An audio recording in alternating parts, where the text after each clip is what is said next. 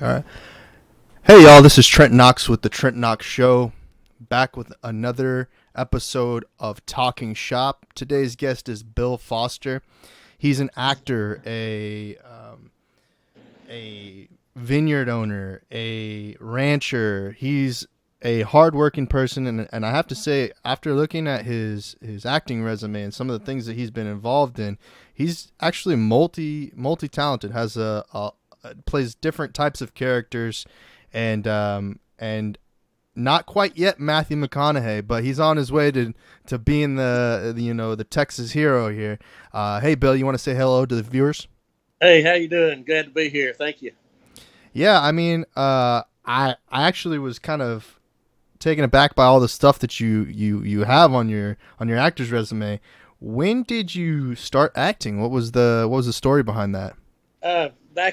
I retired from school business after 33 years in January 2016. So I was looking on Facebook, and there was a open casting call for the Sun, and so I went down. I thought, I'm retired. Hey, I can be in a Western. Always wanted to be, and thought if I'm real lucky, I might get just to be able to walk down the street or something. And went to Austin with 1,500 other people in line, and actually got cast to be in the Sun with Pierce Brosnan as a featured extra, as a recurring character. And so I got to be in 5 episodes on the Sun, and then it's just been one thing after another. I just keep applying, and it seems like I just keep getting lucky and getting into them. I played the drunk in Alita, where it's just I had like 4 seconds on screen, which that's my big screen debut, I guess I should say. Yeah. At one time, I was at the number one movie and the number one TV series on Sunday nights at the same time, Fear the Walking Dead. So all is just a background feature extra. So not many extras can say that. But 3 million people have seen me and nobody knows who I am. Well, you know what? You're probably the most famous somebody. you know, Yeah, who was that again? Who played yeah, that yeah. I character? don't want to be any police lineups because they'll all think I've seen him somewhere before. Yeah. So it's interesting. You found your acting calling on Facebook. Yeah, that's where it started. And then I just went to different ones, started applying. And as soon as you get to on set, you start networking with all the other extras and actors that you can. Yeah. And, I read an article that says if you want to do this, you do all of them, whether it's free or get paid. And so I did a lot of free ones along the way after the Sun, trying to hone my skills. And as I was doing those free ones, I would get paid every once in a while some. And then it's just turned into one thing another. I got to work with the Coen brothers, the directors there out in Santa Fe. When I got that notification, I nearly got weak kneed when Yeah. they picked me. But it's just westerns is what I like to do the best. But I like challenges also, and Yeah. so being a walker was a challenge. Being a vulture on season 4 of Fear the Walking Dead was a good challenge because they wanted us being like homeless gypsies, and so I got to play that part. Yeah. And so it's been a lot of fun. Did you ever have like an acting bone in your body before you changed over from school or from Yeah. education? Well, when I was like in second or third grade, the teacher went around the room asking all the kids what they wanted to be when they grew up. Yeah. And the girl next to me said she wanted to be a movie star. Well, all the kids laughed at her. And I was going to say movie star, but I didn't want to be laughed at. So I made up something so they wouldn't be laughing at me. But, even back then, John Wayne and Elvis Presley were a couple of my heroes. And I wanted to be in the movie stars like them. But then it kind of dies away because then, you got to just get involved with school and go on and make a living. And all of a sudden, this creativity kind of comes back up when you retire and you're young like I am and get plenty of time to do things like this. Yeah, yeah, yeah. That's really cool. So, you and I connected over with Steve Joyner and whatnot. What are some of the things you've learned about the business of being an actor? It's a lot of work, I tell you. And the first thing is when you watch a movie or TV, I figured this out real quick, you never know what temperature they're filming in. Mm. We filmed anywhere from it's 105 with 3-piece wool suits on Yeah, to 35 degrees and a cold north wind blowing and very skimpy costumes on. And yeah. so it's harder to act warm than it is act cool. I know that. Mm. But that's one of the first things. And then you're talking 12, 15, 17-hour days Yeah. and don't get in any hurry. because it's a hurry up and wait situation. When they need you, they want you there right then, and then they get through with you. It may be another hour, 2 hours before they use you again because they're changing cameras. And then some sets are really fast. Some saying, you're boom, boom, boom, and go on. So it's just continually learning. I tried to soak it all in, and so that way when I decide to do my own movie, that I would have some knowledge of kind of all the different areas that I've worked in. And so it's kind of coming together now. Yeah, so let's get into that. The movie that your first, is it director, editor, producer, everything is like, how's this all going? Yeah. Showdown on the Brazos. Yep. What inspired you to start working on this project? Well, I'd written a couple of scenes for somebody else, and they never did anything with them. So I pulled those scenes out of their movie, and I made my own movie to go with those scenes. Mm-hmm. And so I took that and wrote a like a 30-page script, something like that. And I thought, well, I'm just going to take an iPhone and get a few actors together. And we're going to make a little trailer, because I had entered a contest in 2017 with the iPhone and won, but the contest went belly up, so I didn't get anything. I did win. Judge called me and said, you won, but there's nothing there. So that kind of got me thinking, this might be a niche I could do and say, hey, I filmed a whole feature-length movie on an iPhone. Well, that has turned into from 4 or 5 actors in the iPhone to over 200 actors, video crew. The script has gone from 30 pages. Now it's 111 pages. And so it just keeps taking off, got bigger and bigger and bigger. And I had no idea that there'd be so many people that would come together and make this project such a successful one as it is.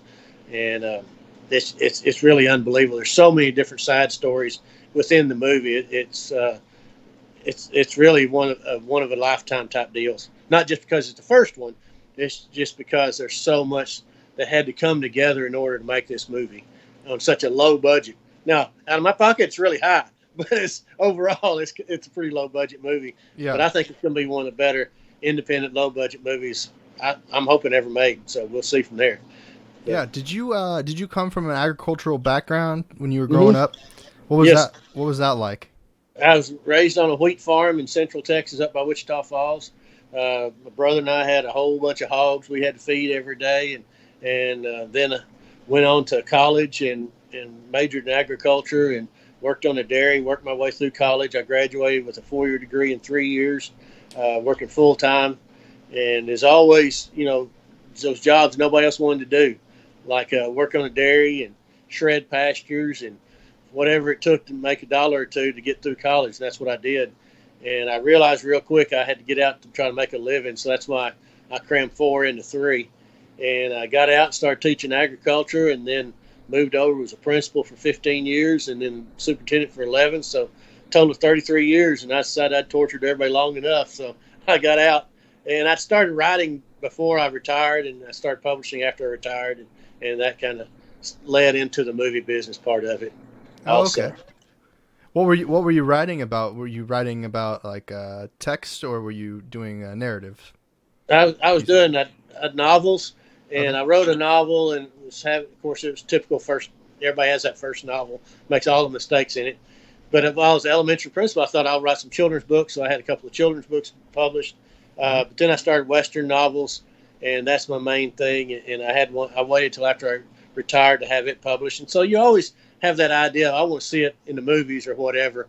But the script I wrote is different from the book I wrote, but it's just amazing seeing your words come to life. And I wrote a play that was just produced in Brownwood at the local theater, and they had 9 shows and 9 standing ovations. And so got to see not only my movie come to life, but also a play I wrote about the Vietnam War come to life. So I've written anywhere from the Westerns all the way up to the Vietnam War type situation. So I just like to develop those stories, and always I really fall in love with my characters while I'm writing. But it's a long process to write, so none of it happens overnight.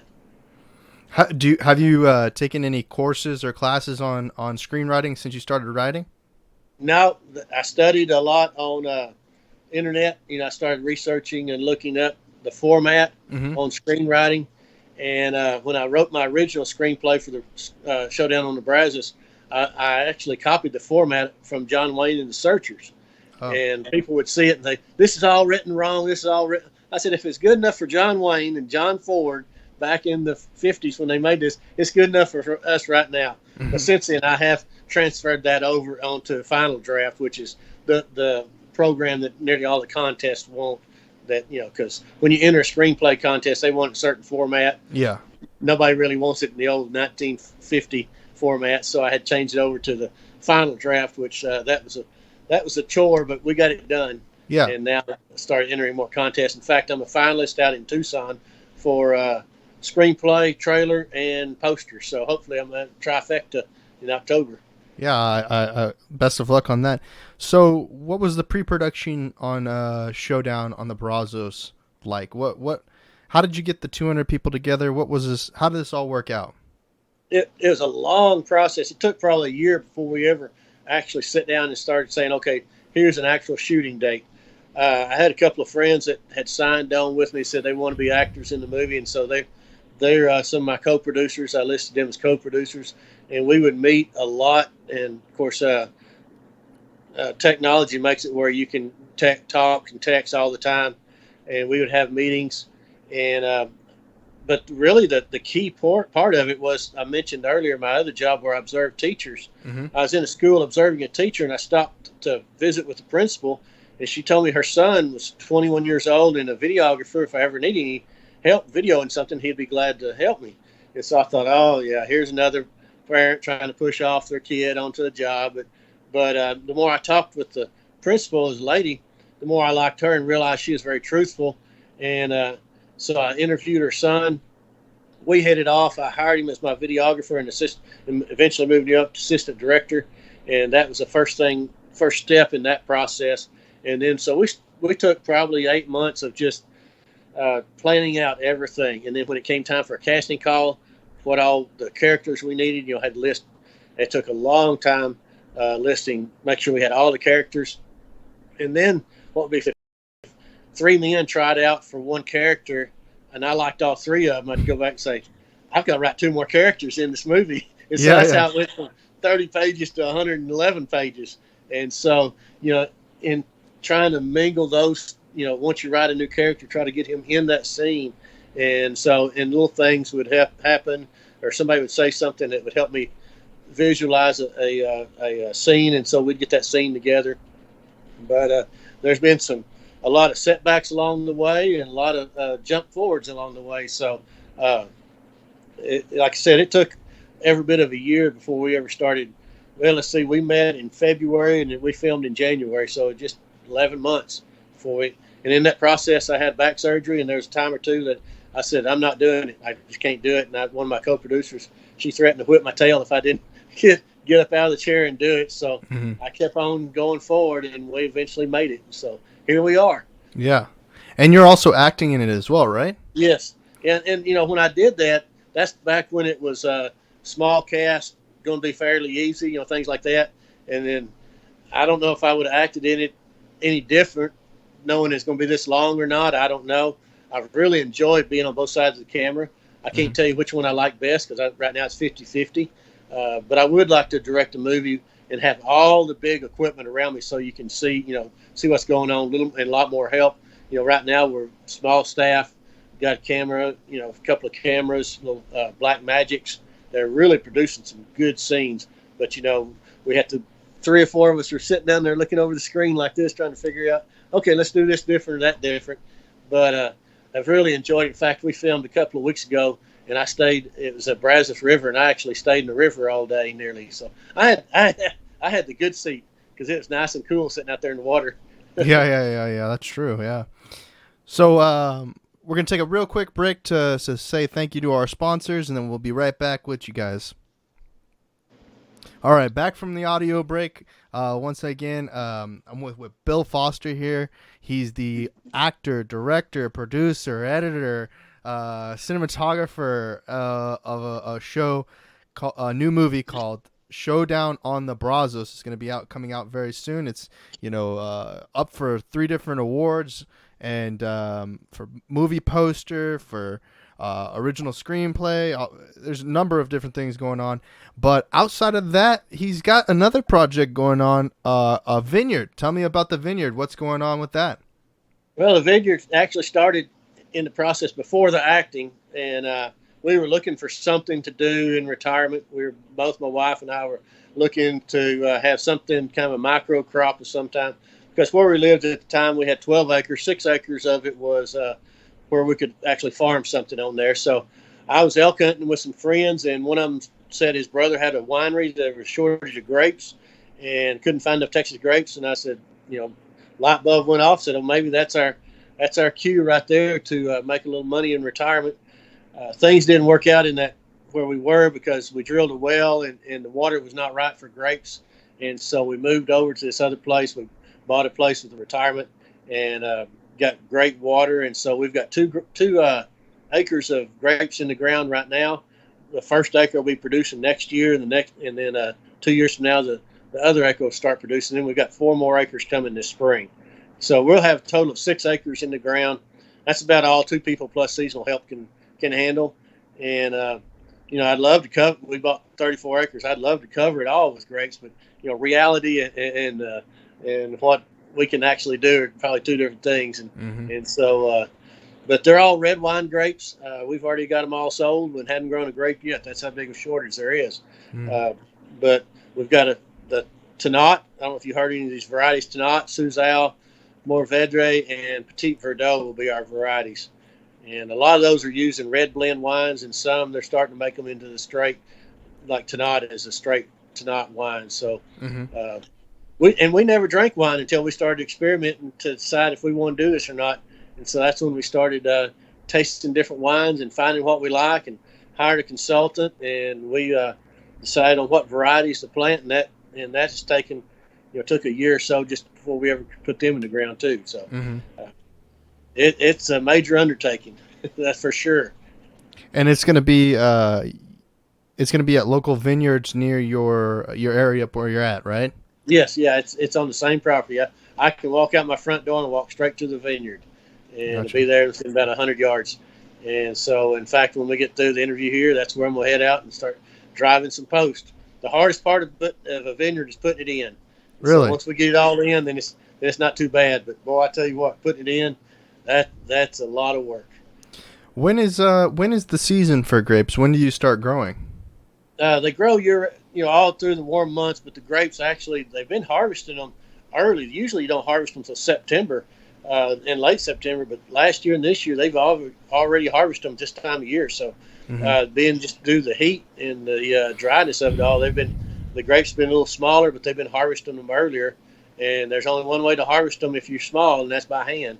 So you get everybody with a 5-gallon bucket and a set of clippers and go to clipping.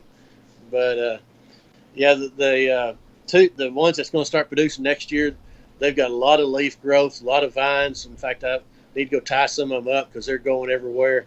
And the others are about 18 inches tall to 2 foot tall, and that's where I'm going to be working this afternoon, putting some posts up to get the trellis going. Because you got to build everything. The infrastructure is what takes forever to get done for a vineyard. So especially when it's by yourself and making a movie along that. So work a few days on the movie, work a few days in the vineyard, work a few days observing teachers, work a few days in the vineyard. So. Have you been documenting your process as you started this building the vineyard?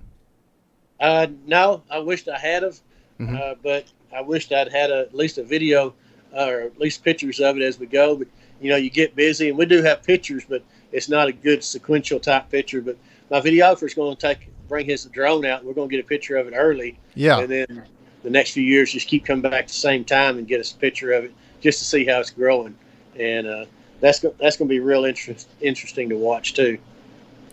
Yeah. So when can we expect to see Showdown on the Brazos, and where is it going to be? Where's it going to be distributed to?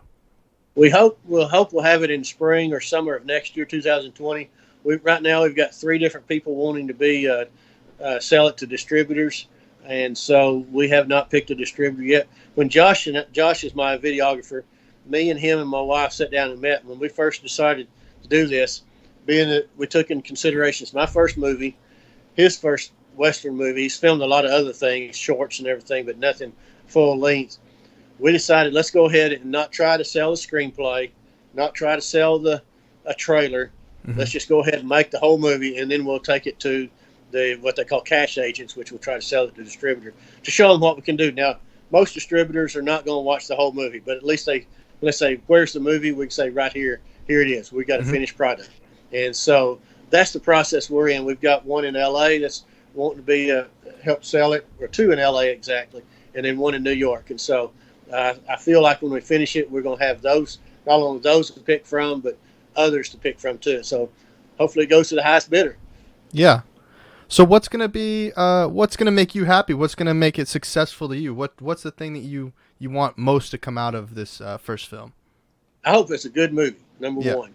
You want awards, you want all the accolades that go with it, and you want all the pats on the backs and all that kind of stuff. But the number one thing is I want people when they go see it, they feel like they've got their money's worth, and they don't walk out and say, "Why is it a waste of money?" I Hmm. want them to go in and to escape from. To me, a movie is an escape from your reality of life for that hour and a half.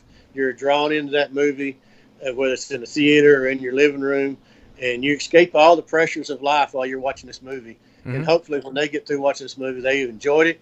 I wrote it in the old 1950, 60 Western genre type deal where, the hero comes riding in, saves the town, or tries to anyway. Uh, so if I could have shot it in Technicolor like the old 50s, I would because I love that. But that wasn't available, of course. But and be able to see it on the big screen, and then hopefully along the way get some more awards. It would be great to be on stage in front of everybody, accepting that little golden statue. but that's probably on down the road and maybe another movie. But this one, just seeing everybody that's come together, like I said, over 200 people. Very few, just the crew's been paid. Everybody's volunteering their time, and just so they all can go in there and say, "Hey, I was in a movie. It was a good movie. We've enjoyed it." That's number one goal. Then Hmm. number two, of course, is making money. Try to recuperate some of our money, and then three is maybe win a few awards along the way. That's the selfish side of me. Uh, we bought some shot glasses to sell that has our logo on them, Hmm. and I poured my wife and I a shot, and I said, "Let's toast to making $1 million." She said, "Let's just toast to breaking even." So, Hmm. she's a little more grounded than I am on that side, but yeah, if we can do those three things, it'd be great. Yeah, absolutely. So what's the next project? Do you have an idea of what you're gonna do next? A television show, another movie, a book, another book? I've got a book fixing to come out called "I Heard the Quail Whistle." It's a western. I've Hmm. signed a contract on it. They're trying to find funding for it right now to make a movie out of it, Hmm. uh, and so I've started trying to work a screenplay on it, and that would be my first choice as far as it. I've got four novels. That would be my first choice right now as far as the movie goes. Now there's some people wanting to talk to me about. I mentioned the Vietnam play, maybe turning that into a Vietnam movie. Hmm. We've got lots of ideas. I want to make a few short comedies, just a little Facebook type comedies, just a 1 minute, 2 minute type deal, just to have fun, and Yeah. then get back into it. But hopefully, the next movie I heard the quail whistle will be somebody have other people invested in it, and you'll have a big budget where we pay actors and have all the equipment and things of that nature and make it even better. But a lot of people think when they see what we've done on ours, they really think we've got a big crew. It's amazing what we're actually turning out. And we've got the first 12 minutes of it roughly done on editing. And, you get cold chills when I watch it. And so we're into that phase. I'm fixing to send out. I've got 4, 5, 6 composers wanting to be do the soundtrack for it. And so we're fixing to get in that process of trying to pick one out and see if they can land in our budget and also be good at what they do. So that's the goal there. But as you know, you can move so many people's emotions with the music. You can Hmm. show a scene and it's no music there, everybody watches it. But you show a scene with great music, with the same scene with great music, and it's going to move people. So uh, we need to have that great music that gets people going in the movie. So Yeah. Yeah. It's always fun to find new composers and trying to find the right sound for a movie mhm. because sound is the number one important thing. Visuals can be, a certain way, but if the audio is bad, then Oh yeah. the movie's ruined. Oh yeah. Yeah, It all comes down to editing. I mean, you can have the greatest actors, the yeah, greatest videographers, the greatest screenplay, the director be great, but you get in there and they chop it to pieces and don't put together and they don't tell the story. You got a piece of trash. hmm, And that's where I feel lucky. And I'm sitting right there beside our editor, and we're doing a lot of it together. And he's rough editing right now, and then we've got another editor that's going to take the finished product and fine tune it all for us. And we worked out a deal there, so we're excited about. He'll go in there. You talk about Foley. He's hmm, going to add the Foley, the bird sounds, yeah, the gun sounds, the blood spots, and things like that. So the little things to make it even a better picture. yeah. So you got a book coming out. Yes, You got hopefully this fall. you got Yep. a vineyard that's coming out. Yeah. You've got a movie coming out. Is there anything else that I'm missing? What else is there? I don't have a singing career, so I don't have to worry about that. Wait, so when's the singer career start? When are we gonna hear the first album? No, not gonna be singing. But no, that's about it right now. I've done a lot of auditions for other movies right now, kind of waiting on them to see if I possibly get. And that's why my beard's a little longer. I would be trimming it right now, but there's a casting call at the end of this month for me with long beard, so I'm kind of letting it go. Oh, okay. And so you never know what. I went to an acting class, and I knew when he said it, 90% of getting selected for a role is having the right look, Yeah. and then 10% is acting. Hmm. Even if you're not the greatest actor, they can get coaches and work you through a lot of it. But you got to look like what they want you to look like. Yeah. And that's what was amazing to me when I started casting. I was like, that person doesn't fit anywhere in here. Mm. Boy, that person is him or her to the T. We got to have her or him. And so it's been really neat journey for sure.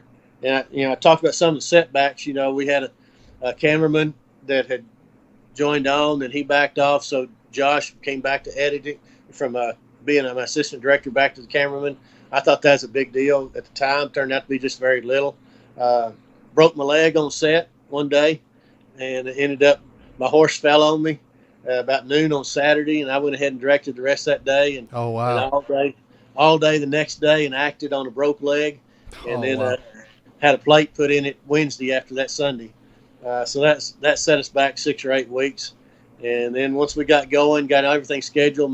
The lady I talked about, the principal I was talking to you about, that the Mhm. mother of the videographer, she passed away with cancer, so that knocked us off a while. But we're kind of getting back on track. But Robert Rodriguez wrote a book, and I read it, and it's like he and I are following the same pattern. You have some of the same problems along the way trying to Mhm. make a small budget movie. So that's how he got started. In fact, I was in one of his movies twice now. Alita Battle Angel and his new one coming out called We All Can Be Heroes or something like that. Okay.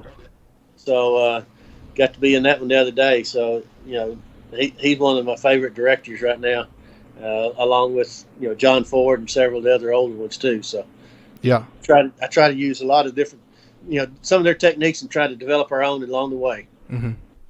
So before I let you go here, are there any social media places that they can find out more about the movie and when it's going to come out, and also where they can find you online for maybe there's a casting director listening to this and they find your look to be the look they need? There you go. Where can they find you and your Sure. projects? Sure. I've got Facebook under Bill Foster, and I also got a Facebook page on Showdown on the Brazos. We've got a YouTube trailer on just Google Showdown on the Brazos. Now, I was excited when I put the trailer out on Facebook and it had 300 views. Mhm. We're over between Facebook and YouTube. We're over 13,000 views now, so it's unbelievable. But you can see there, I've got an Instagram account, and I also have an IMDb page, and so you can go to my IMDb page and see me there.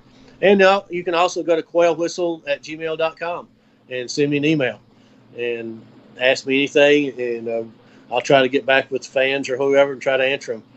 And I've got books on Amazon.com. Oh, all right. And you could just search Bill Foster in the Amazon search, and you'll find those books. Are they Kindle as well? Yes, they're on Kindle as well, and soon to be on audiobook also. They're turning them into audiobook right now. I've got a Showdown on the Guadalupe and Windows Home are on Amazon.com. Oh wow, very nice, very nice.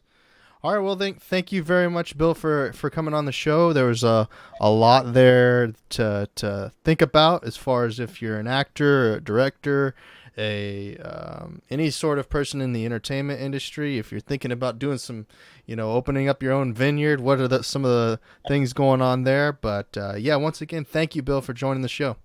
Thank you very much for having me. Appreciate it. Yeah, have a great day. You too.